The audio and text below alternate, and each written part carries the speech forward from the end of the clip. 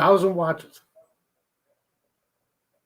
Hey, NFL fans, welcome to another episode of NFL Jock and Pigskins on the Atlanta Sports Unlimited page on Facebook and YouTube. With Tom Pollen, I'm Dave Holcomb, Chris Smitherman behind the scenes producing the show. Tom, how are you doing this weekend? Hey, we're doing great, Dave. Always good. So we've broken down the draft a lot of different ways over the last week, and then finally we got to break down the actual picks last Saturday. Yes. And that was really a lot of fun with our guest. So this week we're going to get back to a little bit of fantasy discussion and stick with the draft, but kind of break down how the new class, the incoming rookies, are going to impact your fantasy leagues, both redraft and dynasty leagues. Yeah, about when does a lot of the activities start taking place in fantasy now that the draft is over? You mean like when do people start drafting? Yeah, when you start drafting, when you start putting together your teams, getting everything going, trash talking, that kind of thing. Right, yeah. Yeah, so, I mean, these are going to change, and we'll probably do this again at some point, later this summer. But I don't think it's too early at all now that we know where these rookies are, what teams they're going to play for, and what quarterback is running their offense. That's really the big question that is a big reason why I don't really look at it before knowing what team they end up on. But we got Justin Fields here in Chicago. Right. Oh, I'm going to hear this every week. Uh-huh. Yeah. Yes. You're going to hear about that for a while. Yes, Justin Fields is leaving in the Atlanta area, although I guess Columbus. Always the most favorite quarterback on the Bears roster is the guy who hasn't played yet. Right. So when he throws his first interception, he's done. Yeah. Well, Chicago's probably not unique. The only place that's like that. True. Yeah, I guess so. But we haven't seen a great quarterback since Sid Luckman. So, I mean, come on, give us a break. Yeah, it's been a while. I don't think anybody had Sid Luckman on their fantasy team. No. No, I don't think so. Yeah. So we wanted to kind of stick with the theme that we've been following the last month or so, and starting with the Falcons. And I think the discussion around the Falcons, fantasy-related discussion around the Falcons, is how Kyle Pitts is going to impact that offense, and what is his draft value as a rookie tight end. I think in redraft, in dynasty leagues, he's going to be highly coveted. In redraft leagues, it's tough for. I don't want to say it's tough because we see rookies make impacts all the time, but it can be a process, and if you're picking a rookie in redraft leagues, it might not be the best September, but you're picking that player to help your team down the stretch in November and December.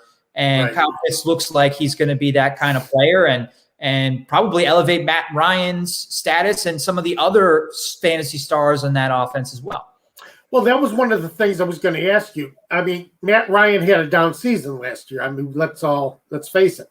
Yeah. But I think even before the season, he wasn't one of the more popular quarterbacks available in fantasy. He never really is. I mean, even when he was an MVP, I think he was a very he could be found for a very cheap price. Maybe except for the year after he won the MVP. That year he was overdrafted. Right. But every other year he's been kind of underrated.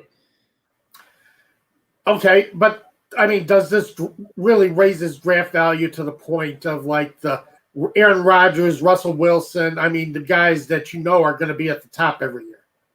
No, I don't think he's at that point. Not at all. I think with Pitts, I don't want to sound like I'm, beating a dead horse, but to me, the Pitts the adding Pitts is possibly going to increase the efficiency of the offense, especially in the red zone. And that is where you get your fantasy points, is the touchdown. Right. So I think Matt Ryan, I'm trying to look up how many touchdowns Matt Ryan had last year. He had 26, also had 26 in 2019. Year before he had 35. So Could he get to that 30 touchdown range again with Kyle Pitts in the offense? I think maybe. And that takes him from like a, quarterback 12 overall, a borderline QB1 in a bigger league, like a 12 team or 14 team league. And it takes him to kind of a solid starter as a QB between 8 and 10, I would say. If Pitts has the impact I'm hoping, that's where he could finish in fantasy points at quarterback. Now, let's say you got Pitts, and doesn't it make more sense to have both Ryan and Pitts for your fantasy? You're picking up points. Pitts is going to be a red zone target. Let's make no mistake about that. Right. With the mismatches he creates, I think the Falcons are in a whole new ball game, and with Arthur Smith as offensive coordinator, it's a whole new ball game for Atlanta fans and for Matt Ryan. Do you get an advantage taking both? Combining them on your team. That's an interesting question. I think in redraft leagues, that could be a strategy that you have. I wouldn't reach for either player. I don't like reaching for anybody, so I wouldn't reach for them just so that you can have those double points. But if you can get both, if you go in with the idea of, I'm going to try and get both, if both of them fall to this point in the draft, if Pitts falls to this spot and Matt Ryan falls to this spot, I'm taking them. If you have that strategy ahead of time, then that could be really a great bonus to have with both of them on your team. Right. Yeah, because I've always heard that's kind of the strategy you want to use when, last year I picked up Russell Wilson and then later on got Tyler Lockett. So, it didn't really work out well for me, but hey. Well, I was going to say, not particularly that situation. I was going to say didn't work out, but it's kind of a situation where you're putting all your eggs in one basket when you do that kind of thing. Sometimes it's unavoidable. Sometimes it just happens the way the draft unfolds. You get on my dynasty team a couple years ago, I just seemed to have a ton of Charger players. Sometimes it just happens, but you would like to spread the wealth in a perfect situation. At least that's how I've always felt. But if there's a quarterback wide receiver duo that you've identified that you really like, and year in and year out, they're healthy and have a great rapport, that would be a fun thing to do, is kind of come up with wide receiver quarterback combos that we like for fantasy to try and target. I think so. I think that'd be a great thing later on, as we get farther into the season. Yeah. We'll have to do that a little bit later this summer. The one that I think maybe my favorite that comes to mind, at least I'd have to think a little bit more about, is Rodgers and Davante Adams. That's probably the safest that I can think of right off the bat of, Rodgers is always an MVP candidate, and Davante Adams is clearly his favorite target. Oh, yeah. So that's if they're healthy, though, that's the other thing. Those two do deal with injuries from time to time. Miss Maggie T says, good afternoon. Good afternoon to you, Maggie. How do you guys feel of the Julio rumors, especially with the wide receiver signing? Boy. Yeah, it's rough to think about the Falcons trading Julio. It really is. He's been such an integral part of the franchise for so long, but it depends on how the Falcons feel going into the season. I think, Julio Jones, Russell Gage, Calvin Ridley, and now you have, your first round draft choice. You get, okay, help me out again, Dave. I'm having Kyle Pitts. Yeah. God. I'm telling you. You watch out for this. It's coming for all of you. All right. And the receiver that Maggie's referring to is Juwan Green that the Falcons signed, I believe it was yesterday or Thursday. Yeah, and that's just not – I don't think it has an impact on whether or not they're going to trade Julio Jones. I would like to see them keep Julio. I don't know unless you get a knockout deal. I mean, unless you got a lot of draft choices coming back, I don't know if it makes sense to ever trade Julio Jones.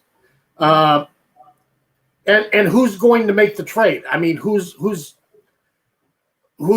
going to reach out to the Falcons and say, we need him? Because you're only picking up Julio Jones if you think that you are Super Bowl bound and you need that guy to push you over the top. Right. So, who is that team, and are they going to give up what you need? I don't think they're going to give up what the Falcons are going to be looking for in a return for Julio Jones. I think he's going to be starting for the Falcons. Unfortunately, at his age, I'm not sure Julio fetches what Falcons fans wish that he could at this point. Maybe I'm wrong, and if a trade happens, I hope I am wrong. I hope the Falcons get a great deal in return for Jones if the trade is made. But I guess maybe this is because they're both Alabama wide receivers. I don't know, but Maggie agrees with us. But the one team recently, the one team recently that traded for a top wide receiver and gave up big picks to get him was the Cowboys with Amari Cooper. Yes. But I don't know his age off the top of my head at the time of that trade, but I want to say he was like 25. He was. I think you're about right. Yeah. He was still on his rookie deal at least. And Julio Jones, not on a rookie deal. Julio Jones is over 30, and I don't mean to put down 31. But so I don't think necessarily somebody's going to be giving up a first-round pick for him. Yeah, and if you're the Falcons, I think that's what you want in return. You do. You want a first-round pick. You're not going to get it. And this is a team that's trying to build depth. They know they're not going to be a Super Bowl team this year. And they're going to try and build some depth, and I just don't see them getting what they're looking for. Yeah. So, it's rough. I always hate to see a team lose one of their icons, one of their big, somebody who defines the team. And Julio Jones, defines the Falcons, and he has over the course of his career. So you hate to see that kind of thing, hate to see them go. And I don't think you're going to have to, because I don't think they're going to get what they want. Yeah, I think ultimately the Falcons might just decide we want to keep Julio Jones. It might not be because of the value that they're getting back for him. They might just decide we want Julio Jones. Just because Fontenot says he's going to listen to calls doesn't necessarily mean that, people are going to make those calls, or he's going to pull the trigger on anything. Absolutely. He's in a situation where, he's saying, come to me and blow me away with a deal for any player I have. Right. You do that, then sure, anybody's available. Yeah. I mean, that's true. That's how I've always approached with my fantasy team. Anybody is available, but you have to impress me with a deal. And you want to be in a situation where you don't have to make the trade. The other team approaches you, wants to make the trade, and they end up giving up more to make it happen than you. You're the one that doesn't. You're in the situation where you don't have to trade.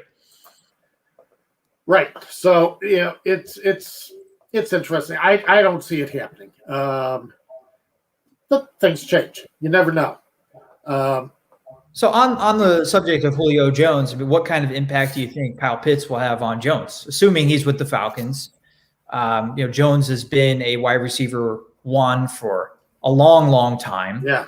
And we just talked about maybe he's slowing down a little bit, but I think in a bigger league, he still is a wide receiver one.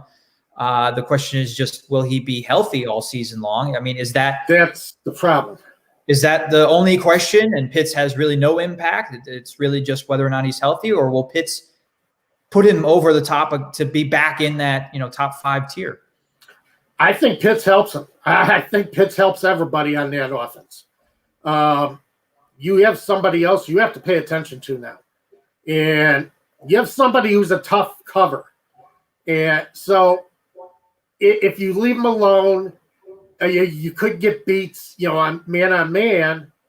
And, if you're still looking at Julio, still looking to double down on Julio and trying to keep an eye on Calvin Ridley, you're going to get beat by Kyle Pitts because he's just got that enormous talent. I haven't seen anything. I haven't read anything that says that Kyle Pitts is going to be a potential bust or anything. Everybody thinks he's going to be a star. Yeah. They love his hands, love his size, love, speed. And so I think anything he does, he takes attention. Anything that helps take attention away from Julio Jones is going to be a positive. Yeah, and if that attention is taken away from Julio Jones in the red zone too. I mean, Julio, I think if you want to criticize him for anything other than his health, is he hasn't scored a ton of touchdowns in his career. I do want to push back on that narrative because I do think he's scored touchdown in bunches, but then at other times he goes long droughts without scoring a touchdown. And last year he played in 9 games. He only had 3 touchdowns. That's not really what you want from your wide receiver one. You want more than a touchdown every 3 games. Yeah.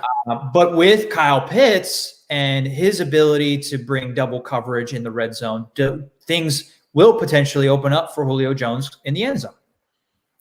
The only disappointment for me is I didn't think the Falcons, and I know they get Carson, but I really wanted to see them get another running back. I wanted to see Devontae Williams come to Atlanta. I really think he would have been a great fit in Arthur Smith's system. And, guy who can catch the ball coming out of the backfield, tough runner. And I really wanted to see him come to Atlanta, but you can't have everything. So, but, with Devontae Williams, I think that Atlanta offense becomes very dangerous. I don't know if it reaches that point right now. It's going to be tough. I mean, they have a heck of an air attack, but still wondering if they can balance that on the ground a little bit. I think who they have is going to be serviceable. So I agree with you. Williams would have been a nice choice, but when you're drafting a pass catcher for a team that has a lot of holes, but not really one at pass catcher necessarily, you had a lot of other things to address: the defense, the offensive line. So running. I'm not arguing with the first round pick. And Gremlin says, "Good luck, cornerbacks trying to cover 6'6" Pitts." I agree with you exactly, Gremlin. That's the problem, and that's the thing when you get into the red zone, is he can post up, he can run the fade, he can post up, he can do anything a wide receiver can do. So you're going to have a heck of a time trying to shut him down when you get into the red zone. Absolutely, yeah. I think that's where this offense is going to improve for both, the Falcons in real life and your fantasy team. This team is going to find the end zone more in 2021 than they did in 2020. At least that red zone touchdown percentage is going to go up, I think. I would like to actually move forward a little bit. I know we talk a lot of Falcons here, but especially getting a lot of attention here in Chicago has been the news about Aaron Rodgers in his ever-widening split that seems to be happening with the Green Bay Packers. Yeah. How do you count on Rodgers going into a dynasty league? Yeah. Are you looking? Can you hang on to Rodgers, or do you try to pick him up? I mean, the guy's been one of the best quarterbacks in the league forever. There's real talk about him. Either the Packers trade him or he retires. Yeah. How do you react to that when it comes to fantasy? Well, I can't believe I'm going to say this, but I think you got to take a page out of the Houston Texans book. They have not done much right at all over the last couple of years.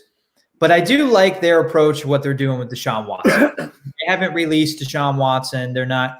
I mean, I don't think anybody is going to want to trade for him at this point. So they're not going to trade Deshaun Watson. But they're moving on with the assumption that he's not going to play at least this year, and maybe never again in Houston. It's possible. I think if you got Aaron Rodgers on your team and you don't have another serviceable quarterback for your dynasty league, you got to find somebody this summer in a trade or draft somebody. There's a lot of great young quarterbacks right now to take that are entering the league. Right, exactly. Or, depending on the size of your league, is somebody like Derek Carr available, or can you take a flyer on somebody? I don't know if I'd want to take a flyer on Teddy Bridgewater or somebody like that. But I mean, if you can pick somebody up like that for free, it might be worth trying. And follow the mini camp news, the training camp news. Yeah. The quarterback competitions in Denver or other places to find. I mean, he's not going to replace the production that Aaron Rodgers has had, of course. Never. You got to come up at this point. You have to come up with a backup plan, because it does seem like, I mean, if Rodgers gets traded to Denver for say, then that's not necessarily the worst thing. He'll still be playing, but if he ends up, he still has weapons to play with. I mean, he still has guys who are going to be. He got Devontae Williams there, so but he's going to have guys who are going to be productive for him on the field if he would go to Denver, if Denver decides to make that jump. I mean, Rodgers is so good that, I mean, no matter where he goes, he is a quarterback one. He makes everybody better. Right, exactly. So hey, Mad Mike. Hey, Mad Mike. Great to see you there. So, yeah, I mean, Rodgers is a quarterback one no matter where he goes, and he'll elevate the fantasy value of anybody else that's on his team, on his offense. Yeah, I would you got to come up with a backup plan in case he doesn't end up playing in 2021. Right. That seems to be on the table as well. It's crazy. And I would not have said that even 2 weeks ago. But over the course of the draft, it seems like there's a lot of news about Aaron Rodgers coming out that he is truly he feels like the Packers, don't have his back. They're not ready to go, or they don't believe in him anymore, and he doesn't believe in them. And I wouldn't have said this even 2 weeks ago, but it really seems to me there's a possibility Rodgers doesn't play. So, and as a Bears fan, I'll say Justin Fields will play next year. But Okay. Well, I wanted to ask you as a Bears fan, and we have another comment from Grimley. Davis is no slouch, and Caleb Huntley has promised, but don't sleep on Javon Hawkins, one of my favorite undrafted free agents who will make the roster. So I think our running game is good enough. Sorry for the late post. Yeah, no problem. No problem. I agree. I think the running game is going to be, I mean, is it going to be a top 10 running game? No. But with the passing attack that the Falcons have, they just need an average running. It'll be enough. They have an average running attack. Yeah, it'll be enough. They also need a running attack that can chew up yards and clock in the fourth quarter. They could not do that last year. They don't have to have an elite rushing attack, but they have to be able to run the ball when they need to run the ball with the lead to help out that defense. You have to get first downs in the fourth quarter. Yes. You've got to be able to hang on to the ball. You've got to be able to run clock. Incompletions do not run clock. Right. You've got to be able to do that in the fourth quarter to hang on to leads. It's all about closing in the NFL. Yes. And that was one of the weaknesses I felt that the Buffalo Bills had last year. No running attack. Devin Singletary just wasn't doing it for him. Yeah. And everything they did depended on the passing game. Mm-hmm. So you've got to be able to run the ball. But you can find runners. I mean, where you were talking about the guys you were talking about as far as running backs, they could actually emerge. You never know where a runner is going to emerge from in the NFL. That seems to be like a position where you can find good ones late, or even find good ones, undrafted free agents, and have them come in and perform for you. Yeah, I don't want to say that, beating the Bears or beating the Cowboys for the Falcons last year would have changed their season. They went 4-12. I mean, those 2 wins make them 6-10. That probably means they don't get Kyle Pitts. So that wouldn't have been as good. But I do think their season. But it changes the attitude of the season. Well, that's what I was about to say. Those were 2 early games in the season. Those 2 games led to Dan Quinn being fired. And it just the season spiraled from there after those 2 blown losses. And those 2 games would have been much more winnable, or would have been wins if the Falcons could run the ball in the fourth quarter. They could not run the ball. Right. They couldn't run. Yeah. And you're right. That's one of the reasons why they lost to the Bears. The Bears had enough time to score 4 straight touchdowns. Right. You know, then 3 touchdowns in the fourth quarter. They had the time because the Falcons couldn't run on them. Yeah. And they couldn't kill the clock. So that's going to make a big difference for the Falcons this year, is being able to kill the clock. Back to Aaron Rodgers, I wanted to ask you, and then we can return to our rookie dynasty and redraft league discussion.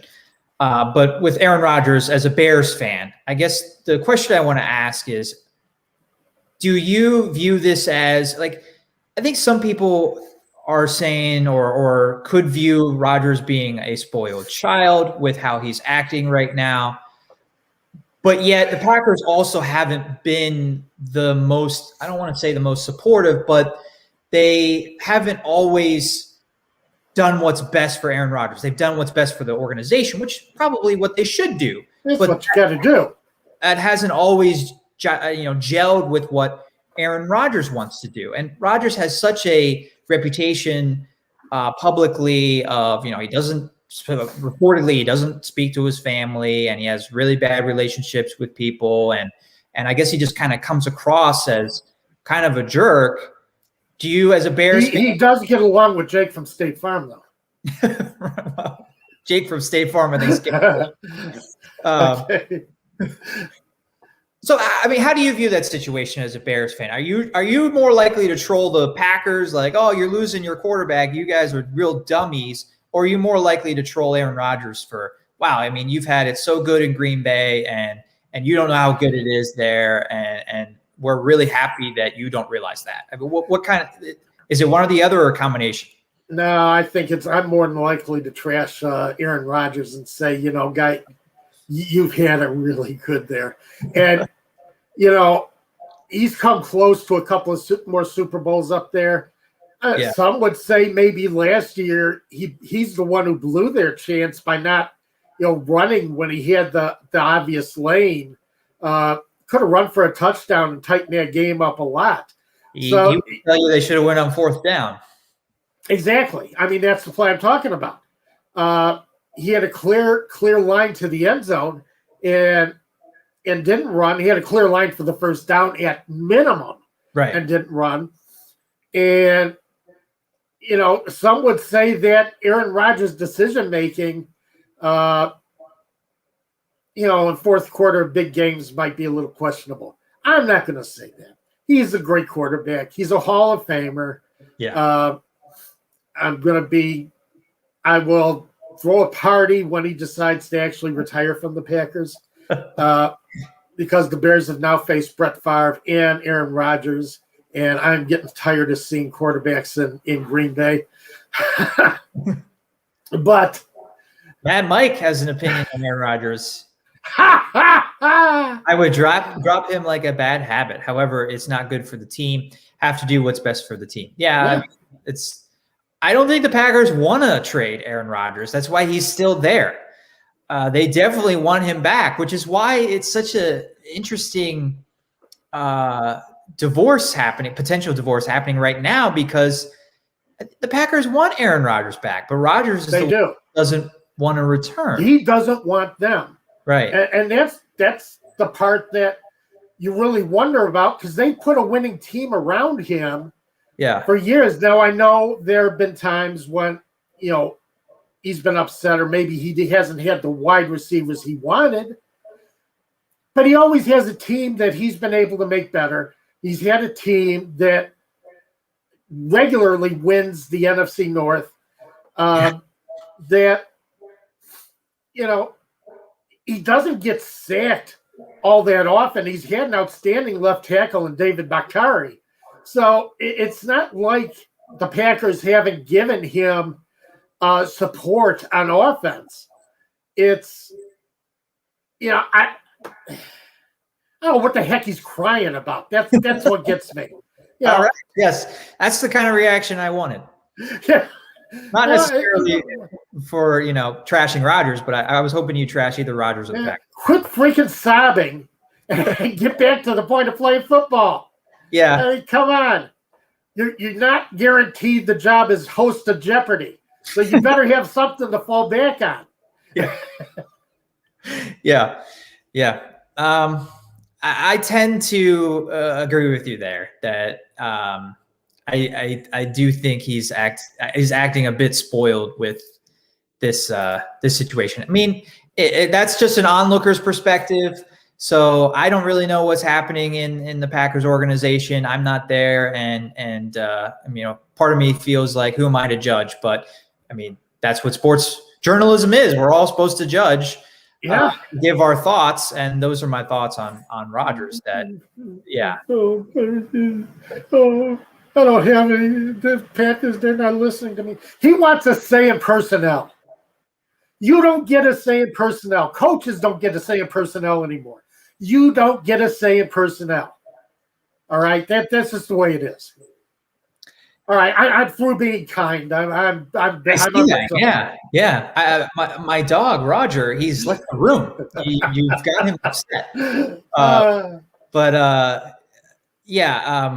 I guess the last thing I'll say about Rodgers, at the very least, okay, if you want to criticize me or criticize us for this take that we don't have a right to judge, that's fine. I think that's valid, but I do really believe that he is someone that holds grudges.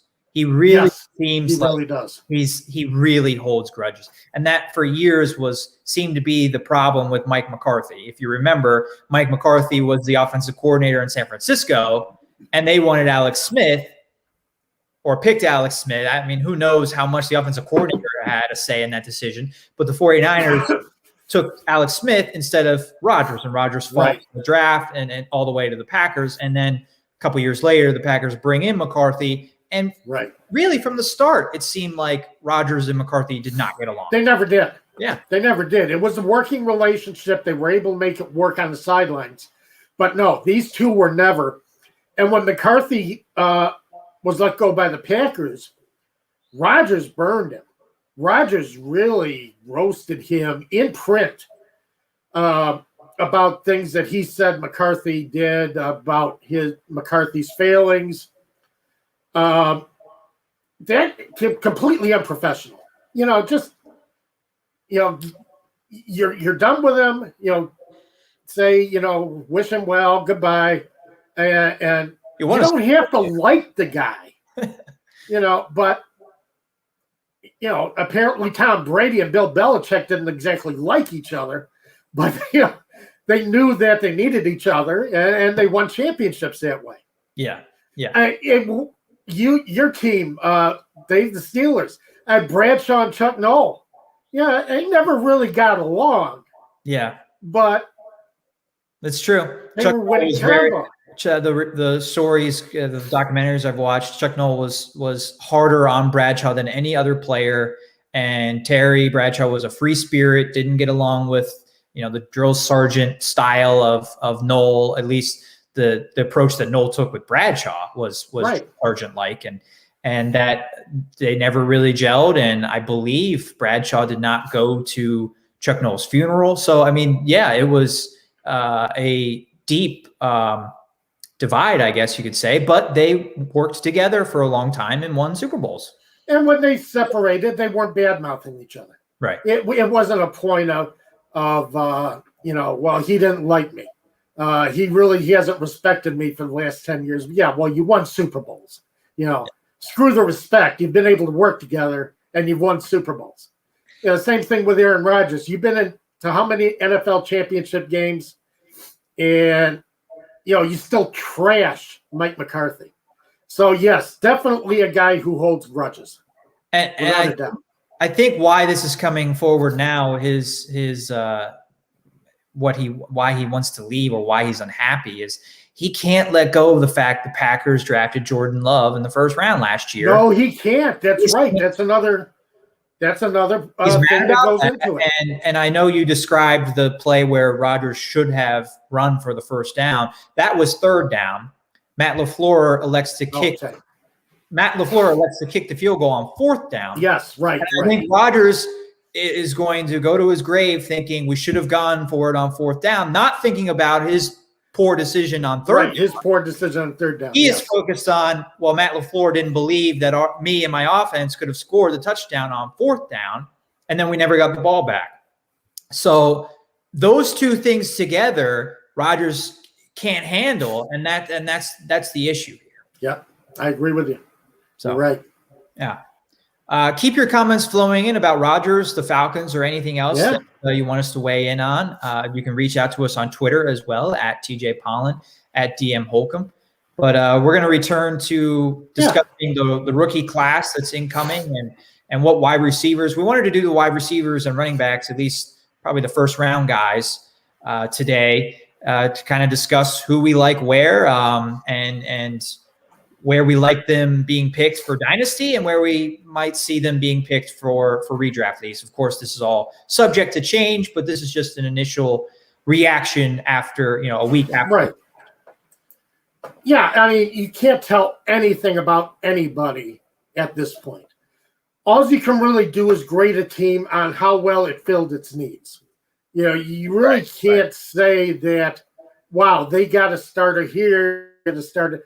Yeah, it's possible, a third of these first round picks are going to bomb.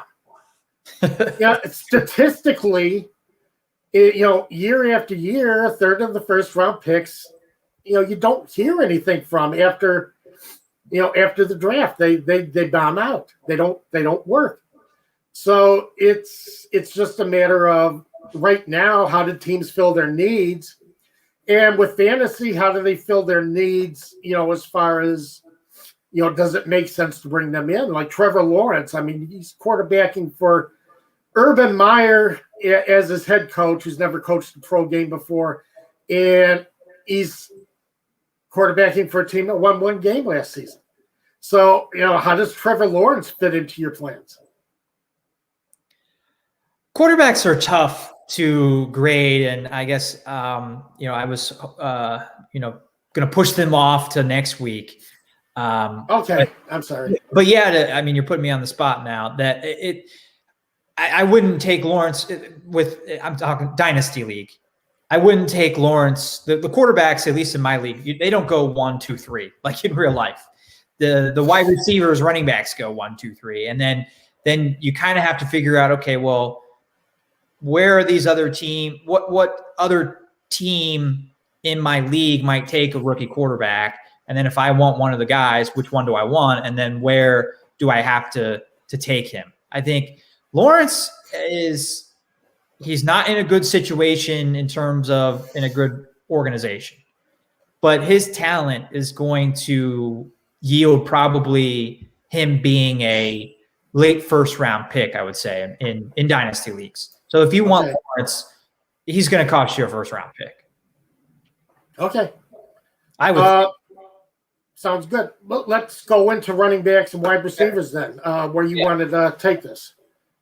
Well, I was going to ask you to get started. I mean, if you're in a dynasty league, which player do you like? I mean, this, again, could change. But right now, I'll narrow it to just wide receivers. Which wide receiver do you like taking first in a dynasty league? And I guess you can answer this as a team that's trying to win a championship in 2021 in your fantasy league, or a team that's just looking for the best overall player that's going to have the best career. You can answer, your answer can be either player, but which guy do you like best at wide receiver to make an impact fantasy wise?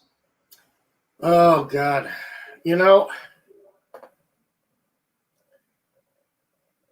If he had more protection, it depends on how Joe Burrow comes back. But Jamar Chase, I think, having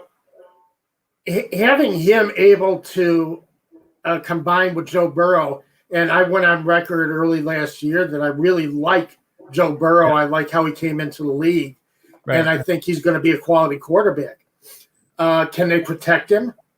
We'll wait to be seen, but Bengals were seriously looking at bringing in a wide receiver that could work with him. And, as a wide receiver, I think he's played with before. So,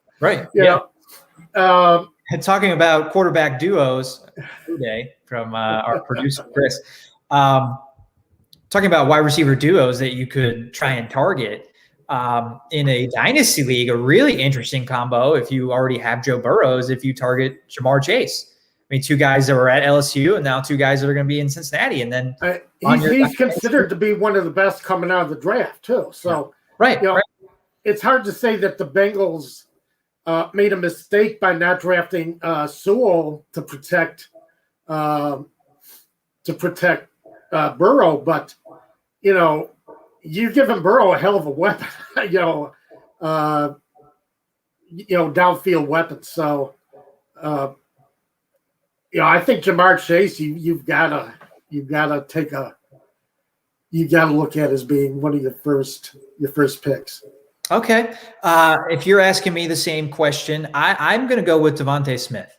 I mean, this could be because I saw more of Alabama last year than LSU. Okay. But Smith just was incredible at Alabama last year. And Jalen Waddle was hurt. So that was part of why, so many more targets were going to Smith. But I was looking at his numbers this morning. I was going to ask you how would you judge Jalen Waddle compared to Smith, both coming out of Alabama, and considering Smith made his name because Waddle wasn't there to make an impact. Well, you're saying that you think Smith's numbers were elevated because Waddle wasn't there? I think he actually got the better chance. He got a lot of visibility that he wouldn't have received. Yeah, I think you're right. But it also proves that, not that Alabama didn't have other weapons on that offense. They did, but yes. The second best or the 1A, 1B, whatever option on that offense wasn't there, and he still dominated. Doesn't that say something about Devontae Smith?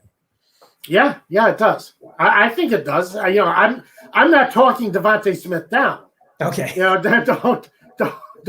You're talking Jalen Waddle up. I'm talking Jalen Waddle up. All right.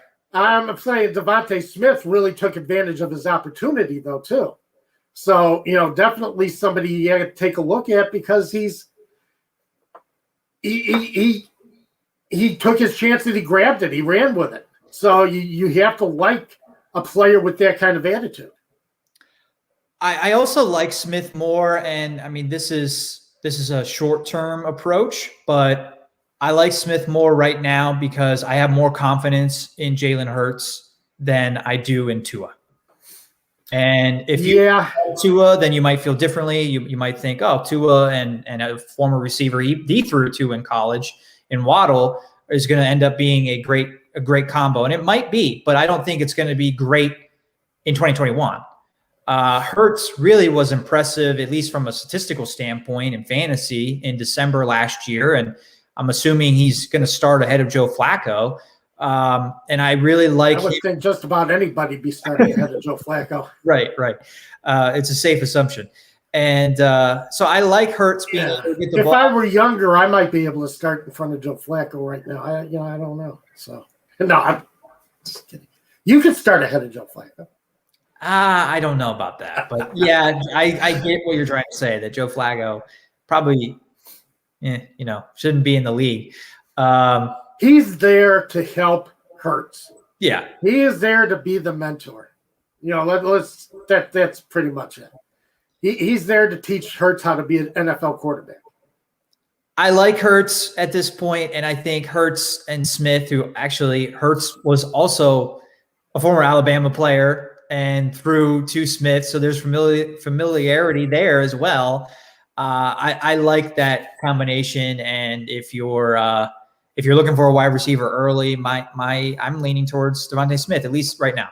That's where I'm saying Jamar Chase. I still think the Bengals are their arrow is pointed up, and the Cleveland Browns better keep growing. Better hope that Baker Mayfield keeps improving because there's going to be some competition coming up through the division very soon. That AFC North is going to be a tough one.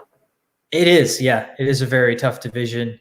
3 young quarterbacks, and then Roethlisberger probably in his last year. So that'll be with the other teams trending up, the Steelers got to solve their quarterback situation in order to keep up. Yes, they do. But speaking of the Steelers, if we switch into running backs now, they took Najee Harris, the first running back off the board at 24. Travis Etienne is the other running back that went in the first round. Right. One pick later at 25, and we can throw in Javon Williams because you like him so much. He was the second round pick to Denver at 35th overall. Are one of those running backs your favorite for fantasy purposes, or somebody else? Well, I would say Javonte Williams I would love, except he ended up in Denver. I don't know what kind of offense they're going to have. It doesn't matter at running back. As far as quarterbacks, who you're pulling in, who you have as quarterback, who you're working with.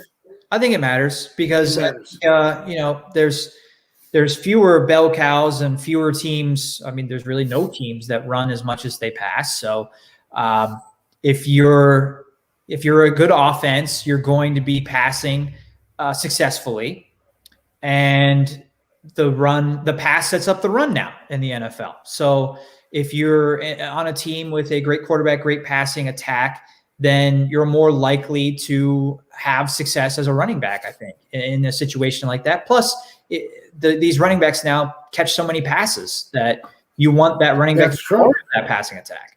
Right, exactly. God, I love Najee Harris too.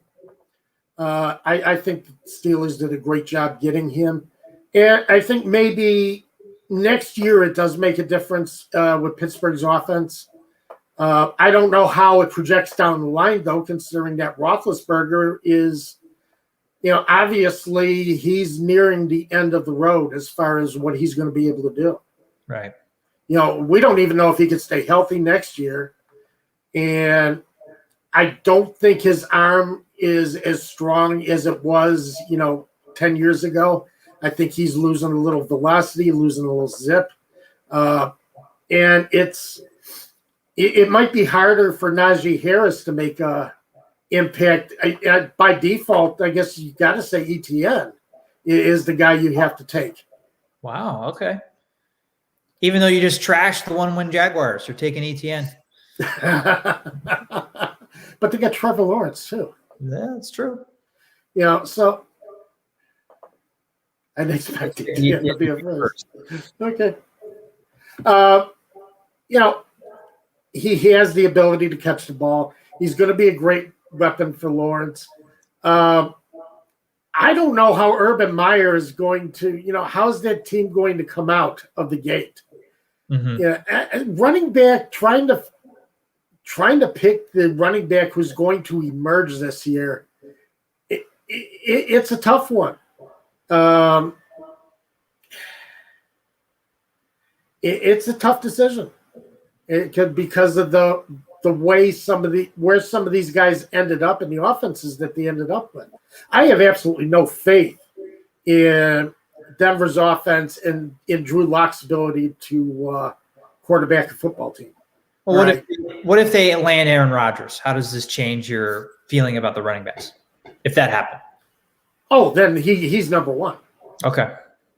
That changes everything. Okay. Because now he's got a quarterback who's going to take full advantage of him. He's got a quarterback who can throw, who's going to keep, you're not going to have 8-9 men in the box trying to defend against you. And with Drew Lock or Teddy Bridgewater at quarterback, very well could be, you're fighting 8-9 men in the box trying to stop you because they don't think that Lock's arm or Bridgewater's arm can hurt them. Yeah. So, with Rodgers, that changes. And it also gives Williams a chance to catch the ball in the backfield, which he's supposed to be very good at. Mm-hmm. So I think you've got a lot of different possibilities if Rodgers does go to Denver. Surprise, surprise. I mean, I like Williams too, although the Broncos offense, I agree, is not an ideal landing situation for him. Of the running backs, I like Harris. Running back is also the position that you're more likely to have an impact as a rookie. So I think if you're taking a running back in the first round, you know that this running back is going to have a shorter lifespan than any wide receiver or quarterback or tight end that you could take. That's true. So you want that immediate impact. And I think you're going to get that immediate impact with Harris. What he does in 2022 and beyond, it's hard to tell because you don't know the Steelers' quarterback situation. Well, that's the thing. I mean, things are going to change for the Steelers fairly quickly. Yeah. Depending on what happens with Roethlisberger. I think 2021, he could be a huge difference maker in that offense. The Steelers were last in yards per carry, last in rushing yards per game last year. And they didn't add offensive linemen early, but they've, two starters left. And normally you don't like hearing starters leave, but the offensive line, at least in run blocking, was so poor that it might be addition by subtraction there for the Steelers. And they drafted a blocking tight end in the second round who can also catch passes. So, and with the new offensive coordinator coming in who has more of an emphasis on running the ball, I think Harris is going to definitely be the best running back to add for 2021 for sure. Okay, sounds good. I will buy that. Unsung heroes. Do you have anybody that nobody's looking at that might emerge and maybe people should be keeping an eye on? Well, I don't know if other people are looking at him or not, but I guess of the guys we haven't talked about, he was also a first-round pick, so he might not be flying, under the radar. But I really like Kadarius Toney, if that's how you say his name, from Florida. Went to the Giants at 20th overall. He's more of a slot receiver type, punt returner, quick, fast type, quick twitch muscle type receiver. And Daniel Jones's big problem has been throwing the ball deep. I don't think Tony's going to come in and fix that. I don't think he's going to be a great route runner or a deep pass catcher, but something that could help Jones if the Giants find out, I think they are finding out that he's just not going to be able to get the ball deep to anybody. No. They're going to throw more shorter passes, screen passes, and a guy like Tony, where you get him in space with the ball on a short, safe pass and let him do something. Right. In 10 of 11 games at Florida last year, Tony had a reception of at least 20 yards in 10 of 11 games. So he's a big play threat. I didn't watch a lot of Florida, but I don't think those passes were, deep throws. I think they are yards after the yards after catch type of plays. And he has potential. Maybe this isn't a huge impact for fantasy, but he has potential to be a decent punt returner too. So I like his addition to the Giants offense. And if you got a later round pick in the first round, you're not going to get the Smiths or the Harris or the Chases, then you can add Tony and I think he'll make a decent impact as a rookie, as like a slot receiver type. Okay. Yeah, you know how I feel about Fields as a quarterback, so we're not going to go there. But I've made my feelings clear about that for a while. So. Oh, is there anybody that similar to Tony that we haven't talked about that you like as an addition to any? I guess we're really talking dynasty right now. Any dynasty fantasy team? Oh God,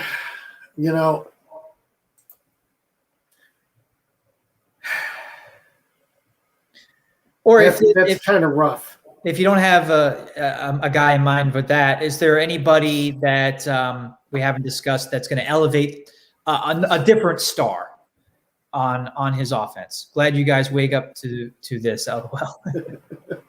Thanks, man. No, we're glad you're here. Believe me, we're thrilled that you're here.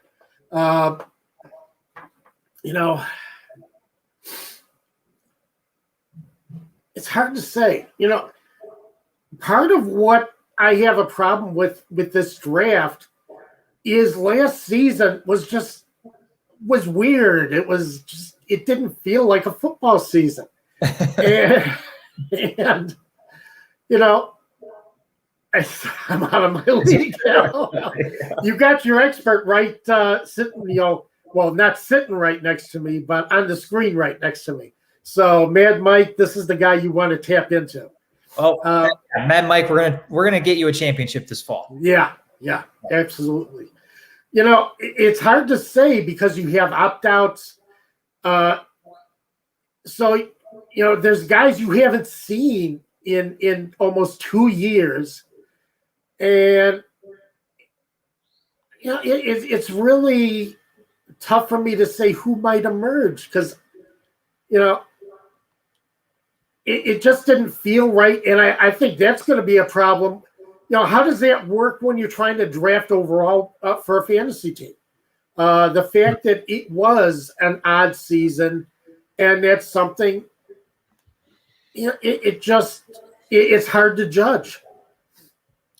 Well, I will return to what I said about trying to find a replacement for Aaron Rodgers. I think paying attention to the mini camps and the training camp, assuming we have a normal offseason from here going forward, right, will be very important to do, is to follow preseason, which no one really likes doing, but that's important to do for your fantasy team. You have to. And training camp to see who emerges. We hit upon the big names, and but a lot of guys you'll be able to find second, third, fourth round picks once we see them with quarterback or NFL competition in mini camps or a training camp, whatever, and we read what the beat writers have to say about them or see them in a preseason game. That's when we can start to pick out who these other sleepers are, I guess is what I would say. It's hard to identify any sleepers at this point, unless you really know the college game. But as you said, it wasn't a normal college season. It wasn't a normal college season. Yeah. Oh, okay. I did have something on my list before the show, and almost forgot to bring it up. Rashad Bateman at Baltimore. Does he help? Kyle, does he help things there as far as starting and opening up the passing game for the offense? It's hard for me to say. I might have a Steeler bias. And Bateman had some, very high reviews of the people I heard talking about him during the draft last week. But the Ravens just cannot develop or draft a wide receiver, an elite, talented wide receiver. I would not trust that they have the right guy now. Is what I would say. Wow. So you're saying Lamar Jackson really doesn't get much help from this? I think Lamar Jackson will continue to have to create his own big plays. I don't know. I mean, he could get some help from it. I don't want to say it's not. I don't want to say he's a bust. I mean, I can't say that he's a bust right now. But is be a star? The Ravens are a team that went in looking to help their quarterback. The Ravens did what Aaron Rodgers wanted the Packers to do.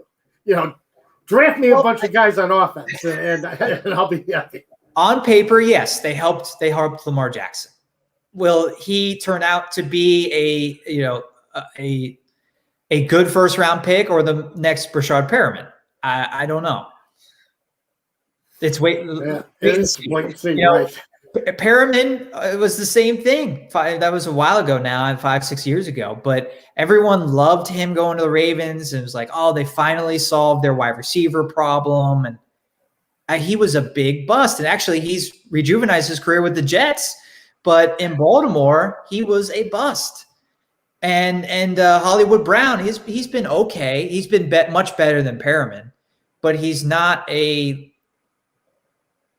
week in, week out fantasy starter. Okay, fair enough. Because that's because I was interested in that because Lamar Jackson really needs it.